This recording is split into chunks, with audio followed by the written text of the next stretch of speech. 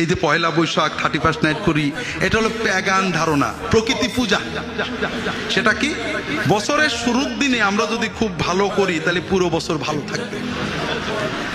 আমরা এখন বলি আমাদের বিশ্ববিদ্যালয়ে ছেলেরা লেখে বিজ্ঞান ভিত্তিক শিক্ষা চাই, তো ভালো কথা, লেখা হলো ইসলামী লাগবে না এই জন্য লেখে।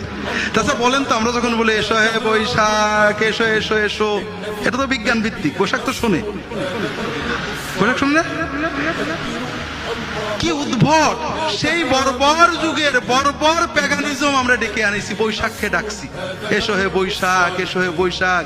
তার আগে ছিল, আমাদের দেশেও ছিল, বৃষ্টি না হলে গায়ে কাদা মাদা মাখতো, জানেন আপনারা? এটা হলো প্রকৃতি পূজা, অর্থাৎ আমরা কাদা মাখছি, আসমান হয়তো আমাদের কাদা দিকে একটু বৃষ্টি দিয়ে দেবে। কথা বোঝেননি? পয়লা বৈশাখে ঢোল বাজাচ্ছি, তাহলে সারা বছর বোধহয় ঢোল বাজানো হবে, বুঝলাম।